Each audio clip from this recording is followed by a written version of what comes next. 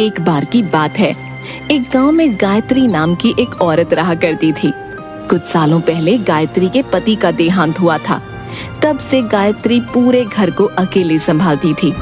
उसके पति ने मरने से पहले वहां के जमींदार से कर्ज ले रखा था, जिसकी भरपाई गायत्री खेतों में काम करके करती थी।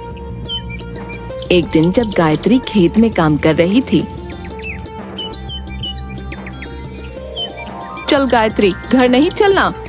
दीदी बस थोड़ा सा रह गया है, आप जानती हो जमींदार के आदमी बाद में जांच करते हैं। मैं नहीं चाहती वो किसी भी चीज को लेकर बाद में कुछ बोलें। ठीक है, जैसी तेरी मर्जी। इसके बाद रेशमा वहां से चली गई। धीरे धीरे सूरज ढलने लगा। गायत्री ने अपना काम खत्म किया और घर चली गई। माँ आ गई। माँ, दादी ने खाना बना दिया, चलो आ जाओ, खाना खा लो। मैं हाथ मुंह धोकर आई। माँ, आपने खाना क्यों बनाया? बेटा, मैं बूढ़ी भले ही हो गई हूँ, लेकिन इतनी नहीं कि घर का थोड़ा काम भी ना कर सकूं। माँ, आप जितना भी करती हैं मेरे लिए उतना काफी है, लेकिन आप ज्यादा मत किया करो। तू चिंता मत कर मेरी, तू बाहर का देख लिया कर, घर का मैं देख लिया करूंगी। अब शांति से खाना खा और मुझे कुछ नहीं सुनना। अगली सुबह, माँ ये लो, अब चाय पी लो। मैंने खाना बना दिया, बिट्टू उठ जाए तो उससे कहना कि वो समय से विद्यालय चला जाए। ठीक है। गायत्री ने घर के एक डिब्बे में से पैसे देखे। उसमें पैसे बहुत कम थे। आज जमींदार जी से पगार की बात कर लूंगी।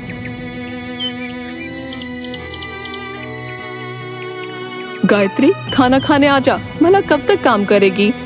दीदी थोड़ी देर और कर लेती हूँ, फिर आती हूँ। इसके बाद गायत्री खाना खाने लगी। तभी उसने देखा कि जमींदार जी वहाँ काम देखने आए। वो तुरंत जमींदार जी के पास गई। प्रणाम जमींदार जी। प्रणाम। जमींदार जी, वो घर में पैसे खत्म हो गए थे। मेरे घर में केवल मैं ही एक कमाई का जरिया हूँ। आपकी बहुत कृपा होगी अगर आप कुछ पैसे दे देते। ऐसा करो, शाम को घर आना, वहीं बात करेंगे। ठीक है जमींदार साहब। इसके बाद गायत्री दोबारा अपने काम पर लग गई। शाम को गायत्री जमींदार के घर पहुंची। प्रणाम जमींदार जी। प्रणाम। जमींदार जी, वो घर में पैसे खत्म हो गए थे। मैं घर में केवल एक ही कमाई का जरिया हूँ। आपकी बहुत कृपा होगी अगर आप कुछ पैसे दे देते। तुम्हें तो पता है, तुम्हारे पति ने मुझसे कर्ज लिया था, वो तो निकल पड़ा। अब अगर तुम्हें भी देता रहा तो मैं तो रास्ते पर आ जाऊंगा। तुम पहले सारा कर्ज दे दो, फिर ले लेना पैसे। जमींदार जी, ऐसा मत करिए, मैं आपके अलावा कहीं काम नहीं करती। अगर यहाँ से भी पैसा आना बंद हो जाएगा तो हम भला कहाँ जाएंगे? हमारी मदद करिए जमींदार जी। घर पर काम करोगी हमारे, बहुत पैसे दूंगा। कैसा काम जमींदार जी? वो तुम्हें सब समझा दूंगा।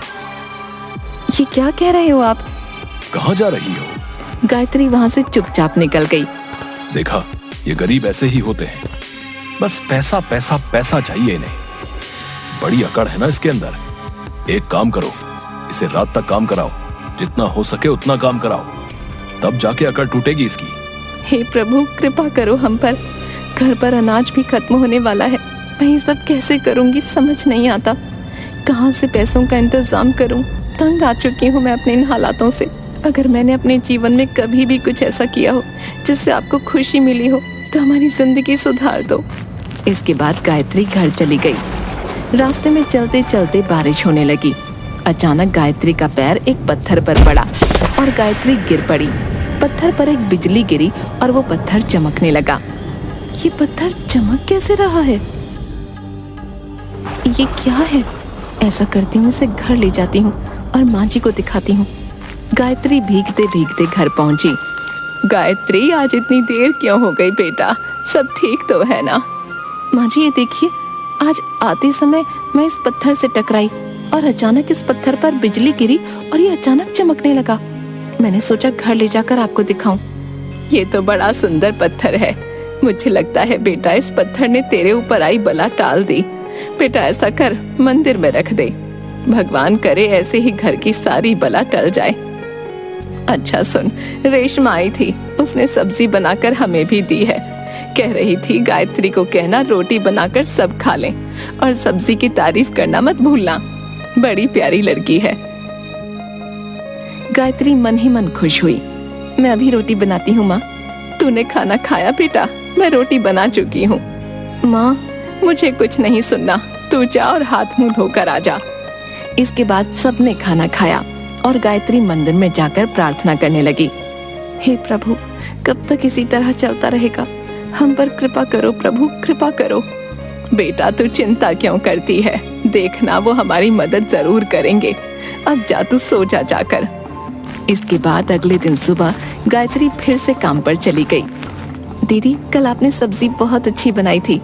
मुझे अच्छा लगा, तुझे पसंद आई। दीदी आपका बहुत बहुत धन्यवाद। कोई नहीं, चल अब काम कर। जमींदार के आदमियों ने देख लिया तो परेशान करेंगे फिर।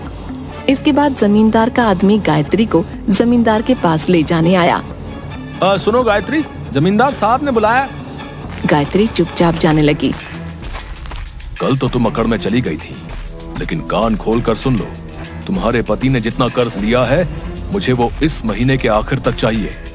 और अगर नहीं मिला तो तुझे और तेरी उस बुढ़िया सास को जेल में भिजवा दूंगा, मेरे सारे पैसे खाने के इल्जाम में, समझी? ऐसा मत करिए, मैं इतने सारे पैसे कहाँ से लाऊंगी? ये तो कल अकड़ में जाने से पहले सोचना चाहिए था।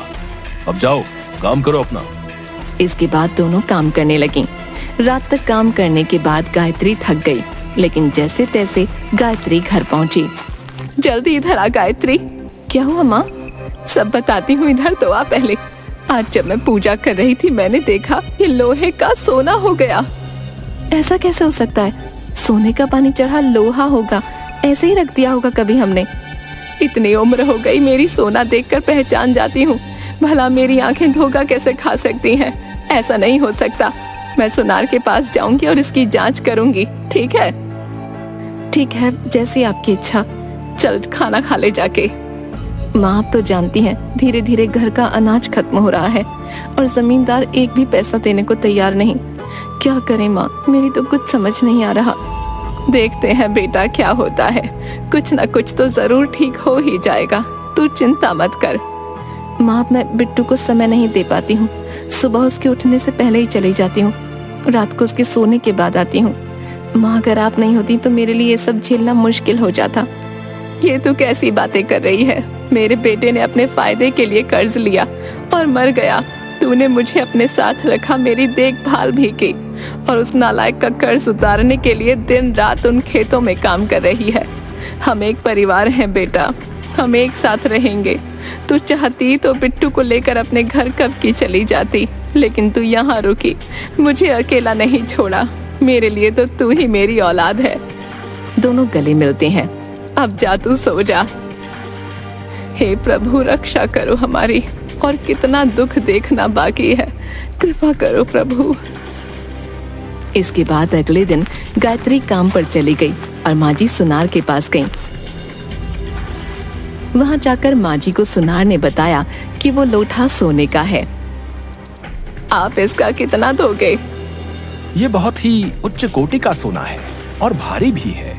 इसके बनते हैं 90,000। जी, आपको कहाँ से मिला माँ जी? मेरे दादाजी ने शादी के वक्त मुझे दिया था। उसके बाद से इसके बारे में भूल गई थी। कुछ दिनों बाद बक्से में मिला। इसे देखा तो सोचा बेच दूं, घर में कुछ खाने पीने को आ जाएगा। सब प्रभु की कृपा है माँ जी। मैं चलती हूँ बेटा। इसके बाद माँ जी घर पहुंची। रात को जैसे ही गायत्री घर पहुंची, माँ जी ने उसे सारी बात बता दी और सारे पैसे गायत्री के हाथ में रखे। बेटा, कल जाकर पैसे जमींदार को दे देना। उससे कहना अब तू उसके यहाँ काम करने नहीं आएगी। माँ, आप ये सब क्या कह रही हो? वो लोटा हमारे घर कैसे आया? इधर बैठ। पत्थर लेते आई और साथ ही लोहे के कुछ सिक्के भी और कुछ लोहे के सामान भी। ये आप क्या कर रही हो माँ जी? ये देख। दादी ने पत्थर से सामान को छुआ और देखते ही देखते वो सोने में बदल गया। मैंने बचपन में सुना था कि एक पत्थर होता है जिसे अगर लोहे की किसी चीज से छुआ जाए तो वो सामान सोने का बन जाता है। ऐसे पत्थर को पारस पत्थर कहते हैं। अब देखना, कल तू इन सबको शहर जाकर बेचा। यहाँ बेचेगी तो सुनार को शक हो जाएगा। अगले दिन गायत्री शहर सुनार के पास जाकर सारी चीजें बेच आई। शाम को वो जैसे ही घर पहुंची, उसने देखा उसके घर में जमींदार आया हुआ था। आप लोग यहाँ?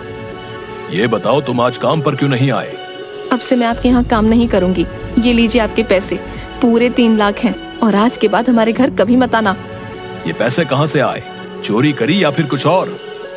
तुमसे मतलब? तुम अपने पैसे पकड़ो और निकलो यहाँ से। कृपा करके जाइए यहाँ से। इसके बाद जमींदार वहाँ से चला गया। घर पहुंचकर पता करो इनके पास इतने पैसे कहाँ से आए। कल तक मुझे ये जानना है कि इनके पास ये सारा धन कहाँ से आया। समझ गए ना सारे? जी मालिक, समझ गए। इसके बाद सारे आदमी रात को गायत्री के घर पहुंचे। गायत्री की सास को पत्थर से लोहे को सोना बनाते देख वो सब हैरान हो गए।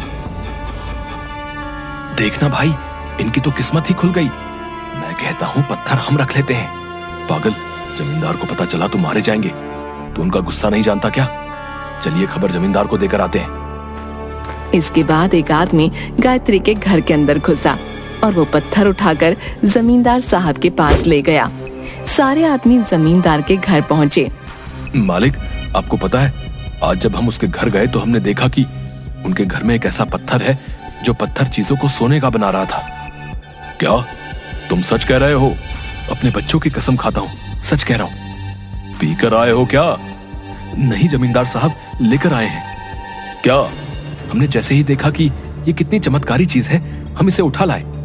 अब देखिए, ये आपके लिए हमारी तरफ से छोटी सी भेंट। चलो दिखाओ, ये कैसे काम करता है। रुकिए मालिक, मैं दिखाता हूँ। ये देखिए, इसे ऐसे लोहे के पास ले जाना है और लोहा सोने में बदल जाएगा। रुकिए मालिक, मैं दोबारा करता हूँ। लगता है मैंने सही से नहीं किया। अरे तो रहने दे, मैं करता हूँ। देखिए मालिक, इसे ऐसे पकड़ना है और ऐसे लोहे के पास ले जाना है और ये बन गया हमारा लोहा सोना। मुझे तो लगता है तुम दोनों के दोनों पागल हो गए हो। मालिक, हमारा भरोसा करिए, हम आपसे झूठ क्यों बोलेंगे। ऐसा करता हूँ, दोबारा से इसको उसकी जगह पर रख देता हूँ। कल हम रात को दोबारा जाएंगे और जब वो बुढ़िया सोना बनाएगी तो आप खुद ही देख लीजिएगा। देख लो, अगर मेरा कल का दिन बर्बाद हुआ तो तुम दोनों की खैर नहीं। इसके बाद दोनों के दोनों गायत्री के घर पहुंचे और उस पत्थर को मंदिर में रख दिया। इसके बाद वो दोनों वहां से वापस चले गए। जमींदार अगले दिन रात होने का इंतजार करने लगा। रात होते ही वो कुछ लोगों के साथ मिलकर गायत्री के घर गया। वहां उसने मंदिर में रखा अंधेरे में चमकता हुआ पत्थर देखा। मालिक, मैं आपके लिए वो पत्थर लेकर आता हूँ। जैसे उसने वो पत्थर छूने की कोशिश की, उस पत्थर से एक भूत बाहर निकला। ये केवल गायत्री के लिए है, समझा? इसके बाद पत्थर ने उन सबको पकड़कर बहुत मारा। घर पर शोर होने की वजह से सभी जाग गए। ये क्या हो रहा है? तुम कौन हो? मैं इस पत्थर का रक्षक हूँ। ये पत्थर किसी गलत के हाथों में न लगे, इसलिए मैं इस पत्थर की रक्षा करता हूँ। इसके बाद वहाँ अचानक पुलिस आ गई। आइए आइए साहब, ये देखिए, ये जमींदार हमें कैसे परेशान कर रहा है। रेड, सब चिंता मत करो, अब हम आ गए हैं। इस जमींदार को तो मैं बताऊंगा। लोगों की नाक में दम करके रखा है साले ने। हाँ इंस्पेक्टर साहब, हमें ले चलिए, वरना हम जिंदा नहीं बचेंगे। अरे तू तो वैसे भी नहीं बचेगा। चल, अब सबकी अकल थाने में खुलेगी, चल। इसके बाद पुलिस ने उन सभी लोगों को अपने साथ ले लिया। ये सब क्या था माँ जी? मैंने इस पत्थर को छुपा दिया था और इसकी जगह नकली पत्थर रख दिया था।